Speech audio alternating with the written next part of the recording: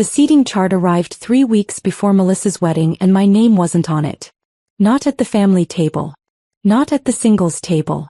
Not anywhere in the main ballroom of the Grandview estate, where my sister was marrying Preston Whitmore III, whose family owned half the commercial real estate in the state. There's been a small change, Mom said over the phone, her voice carrying that particular brightness she used when delivering bad news. We've decided to streamline the reception. You understand. I understood perfectly. I'd understood since the engagement party 6 months ago when Preston's mother, Caroline Whitmore, had surveyed me with the kind of look usually reserved for stains on expensive upholstery. And you do, what exactly? She'd asked, her diamond tennis bracelet catching the light as she gestured vaguely in my direction. I work in cybersecurity, I'd said. Oh. The word contained volumes. How modern. Melissa had laughed, looping her arm through Preston's. Emma's our little tech nerd. Always buried in her computers. We keep telling her she needs to get out more, meet people, but you know how it is. The Whitmores had nodded sympathetically, as if my single status at 28 was a medical condition requiring intervention. Preston's sister Victoria had patted my arm. Don't worry. The right man will come along. You just need to put yourself out there more. I'd smiled and said nothing. I'd been holding my phone when it happened, feeling the encrypted message vibrate against my palm. The notification I'd been waiting for. Confirmation that the security protocols I'd designed had successfully prevented a major infrastructure attack. The message was from someone whose name would have made Caroline Whitmore's jaw drop, but I'd simply excused myself to take the call privately. That had been the beginning of my family's campaign to minimize my presence at the wedding. First, I was removed from the bridal party. We're keeping it small, Melissa explained. Just Preston's sister and my college roommate. You understand, right? It's nothing personal. Then came the engagement photos, the bridal shower, the rehearsal dinner. Each event carefully orchestrated to feature the right people. The Whitmore family. Melissa's sorority sisters. Preston's business school friends. People with the right connections, the right social media presence, the right kind of success that photographed well. You can help coordinate from behind the scenes, Mom had suggested, her way of keeping me involved while keeping me invisible. You're so good with logistics. The final insult arrived with the seating chart. Or rather, the lack of my name on it. We've arranged for you to help manage the gift table, Mom said. And if things get overwhelming, you can take breaks in the kitchen. The caterer's staff are very accommodating. You're hiding me, I said flatly. Don't be dramatic, Emma. We're just being practical. The Whitmores have very high standards and we want everything to be perfect. You understand how important Preston's family connections are for Melissa's future. I understood. I understood that my mother cared more about impressing people she'd known for 6 months than including the daughter she'd known for 28 years. I understood that my sister viewed me as an embarrassment, someone whose quiet competence didn't fit the narrative of her perfect wedding to her perfect husband from his perfect family. What they didn't understand was that I'd been expecting this. And I'd been preparing. The wedding day arrived with the kind of perfect September weather that seemed designed for social media posts. The Grandview estate gleamed in the afternoon sun, its manicured gardens providing the ideal backdrop for hundreds of photos that would flood Instagram within hours. I arrived early wearing the simple navy dress Mom had approved, something that won't draw attention, she'd said, and carrying my phone. The device looked ordinary, but it contained security clearances that would have made the Whitmore's background checks look like child's play. Emma. Mom spotted me immediately, her expression shifting from bride's mother radiance to barely concealed annoyance. You're early. The gift table isn't set up yet. I know. I wanted to make sure everything was in order. Well, stay in the back until the ceremony starts. We don't want you in any of the pre-ceremony photos. She glanced around, lowering her voice. Caroline specifically requested that we keep the family photos refined. The word tasted like ash. I watched from the kitchen hallway as guests arrived. The Whitmore social circle glittered with old money and new influence. Politicians, business leaders, the kind of people who appeared in the society pages. Preston's father, glad-handed a state senator. Caroline held court with the wives of Fortune 500 executives. And Melissa, radiant in her custom Vera Wang gown, smiled for an army of photographers, her bridesmaids arranged around her like accessories chosen to complement her aesthetic. My phone vibrated, Not the commercial vibration of a text message, but the specific pattern I'd programmed for high-priority encrypted communications. I glanced at the screen. Motorcade ETA 45 minutes. Confirm location secure. I typed a quick response, then slipped out the kitchen entrance to the service road. The Secret Service advance team had arrived an hour ago, conducting their security sweep with the kind of efficiency that came from protecting the most powerful office in the world. They'd coordinated with me directly, their protocols meshing seamlessly with the security architecture I'd designed. Ms. Chen. The lead agent Anderson nodded as I approached. We're on schedule. The president wanted to confirm you'd be available for the presentation. I'll be wherever you need me. Understood. We'll coordinate with you directly when the motorcade arrives. I returned to the estate through the kitchen, where the catering staff was executing the final preparations for the reception. The wedding coordinator, a woman named Stephanie who'd looked through me during every planning meeting, was barking orders about champagne flutes and centerpiece placement. Emma. She snapped her fingers. The gift table. No. And stay out of sight during the ceremony. I took my position at the gift table, tucked in an alcove off the main ballroom, invisible to the ceremony guests. Through the archway, I could see the chairs filling with the Whitmore's carefully curated guest list. I could hear the string quartet, the murmur of appreciation as Melissa made her entrance. My phone vibrated again. Motorcade 15 minutes out. The ceremony proceeded with clockwork precision. Preston and Melissa exchanged vows written by a professional speechwriter. The officiant, a federal judge who golfed with Preston's father, declared them married. The guests erupted in applause. And I waited, monitoring my phone as the pieces I'd set in motion 6 months ago converged on this moment. The reception began with champagne and carefully choreographed elegance. I remained at the gift table, a shadow in navy blue, while the Whitmore's photographer captured every angle of the celebration. Melissa and Preston glided through their first dance. Caroline Whitmore beamed for the cameras, her daughter-in-law already being absorbed into the family narrative. Mom found me during the salad course. The caterer says you can take your meal in the kitchen. We don't want you in the background of the dining photos. I'm fine here. Emma. Her voice hardened. Don't make this difficult. This is Melissa's day. Just stay out of the way. My phone vibrated. Motorcade arriving. Position staff. Actually, Mom, I need to step outside for a moment. I moved through the service corridor past the startled catering staff, and emerged onto the circular drive just as the motorcade pulled through the estate gates. 3 black SUVs, moving with the kind of precision that made the Whitmore's luxury cars look like toys. The Secret Service had already secured the perimeter. Anderson met me at the entrance. Ms. Chen, the president will proceed directly to the ballroom. We'll need you to coordinate with estate security. Already done. The room is secure. The motorcade stopped. Doors opened. And the President of the United States stepped out, flanked by agents, his press secretary trailing behind with the kind of controlled urgency that came from managing world-changing schedules. Emma. President Matthews extended his hand, his smile genuine despite the formality of the moment. Thank you for making time. I know this is your sister's wedding. Thank you for coming, Mr. President. After what you did last month, preventing that infrastructure attack. This is the least I can do.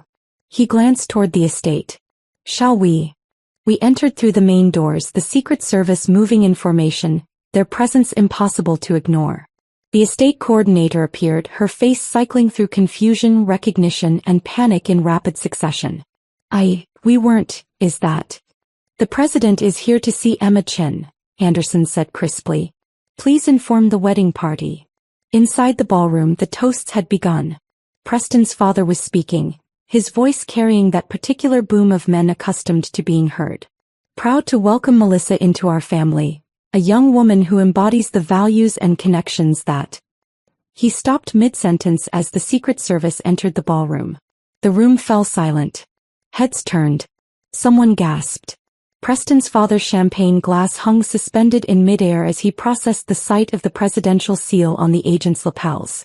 And then President Matthews entered, and the ballroom erupted in whispers that built into a roar of recognition. Ladies and gentlemen. The president's voice cut through the chaos with practiced authority.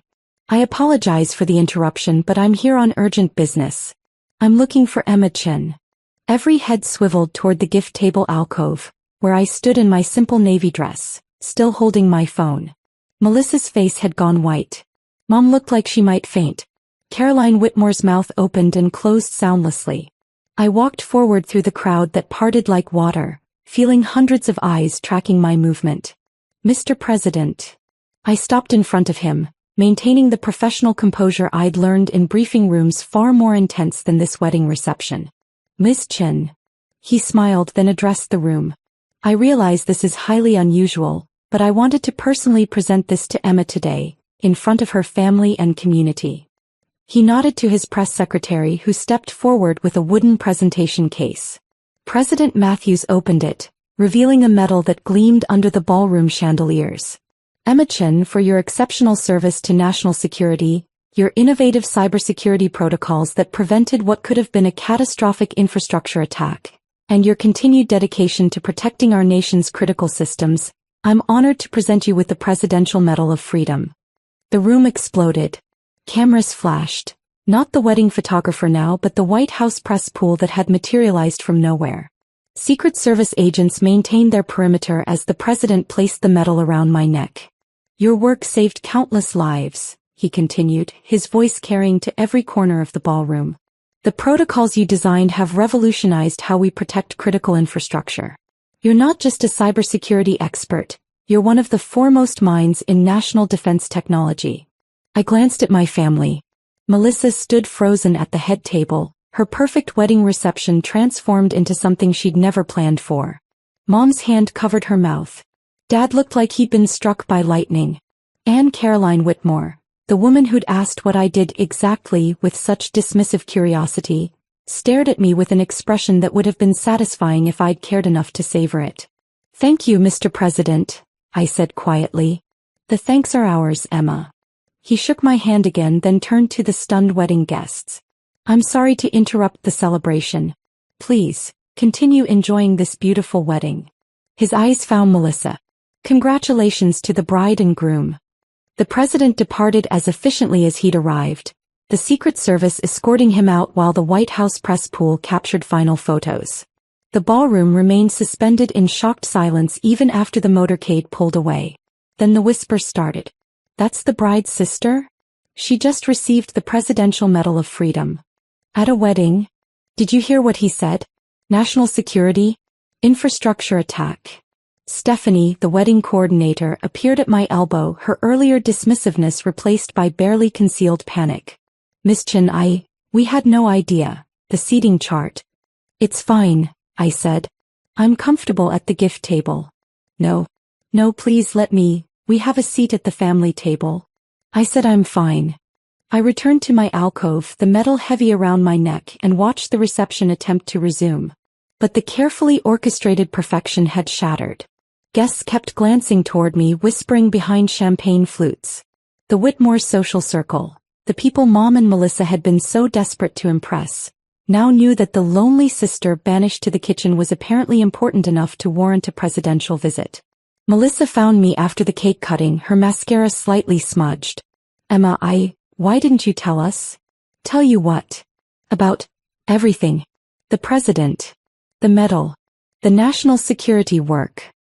I looked at my sister, beautiful in her designer gown, surrounded by the perfect wedding she'd crafted while systematically excluding me from every significant moment. You never asked what I actually did. You just decided it wasn't important enough to include. But you could have. Could have what? Insisted on being in your wedding party? Demanded a seat at the family table? Forced you to acknowledge me? I shook my head. You made your choices, Melissa. You decided the Whitmore's approval was more important than your sister. You got the wedding you wanted. The guests keep asking about you. I know. She stood there, searching for something to say, some way to reframe this moment into something that fit her narrative. But there was nothing. The wedding she'd planned so meticulously had become the backdrop for my validation, and no amount of careful coordination could erase that. The reception ended earlier than planned. The Whitmores departed with the kind of strained politeness that indicated family discussions would happen in private. Guests filtered out, many of them stopping at the gift table to introduce themselves, to congratulate me, to ask about my work with carefully worded questions that respected the classified nature of what I did. Mom and Dad found me as the catering staff began breaking down the ballroom. Mom's eyes were red. "Emma, we didn't know. You didn't want to know," I said. "There's a difference. We're your parents. We should have. You should have included me. You should have valued me for who I am, not hidden me because I didn't fit Caroline Whitmore's aesthetic." I removed the medal, placing it carefully in its case. "But you made your choice. You chose appearances over family." "We can fix this," Dad said. "We can." "No, you can't. This isn't something you fix with apologies or explanations." I picked up my purse. Melissa got her perfect wedding. You got to impress the Whitmores. Everyone got what they wanted. "What about you?" Mom whispered. "I thought about that. About the years of being minimized, dismissed, treated as the embarrassing sister who didn't quite measure up. About watching my family prioritize strangers' opinions over their relationship with me. I got validation from the one person whose opinion actually matters in my field," I said. "And I got clarity about where I stand with my family." I left them standing in the decimated ballroom, surrounded by the remnants of Melissa's perfect wedding, and drove home to my quiet apartment. The Presidential Medal of Freedom sat on my passenger seat, tangible proof of achievements my family had never bothered to notice. My phone vibrated with a new message. Not from family, they'd be processing this for weeks, but from Anderson, the Secret Service agent. "The president wants you to know the offer still stands. His cybersecurity team would be honored to have you." I smiled, typing my response. "Tell him I'll consider it." Because that was the thing about being underestimated. It gave you the freedom to exceed expectations on your own terms, to build a life of genuine accomplishment while others chased the appearance of success. Melissa had her wedding photos, her Whitmore connections, her carefully curated social media presence. And I had the Presidential Medal of Freedom, earned through work that actually mattered, presented by someone who understood the difference between real achievement and performative success. The lonely sister banished to the kitchen, validated by the highest office in the nation. Mom was right about one thing. There had been a small change to the reception. Just not the one she'd planned.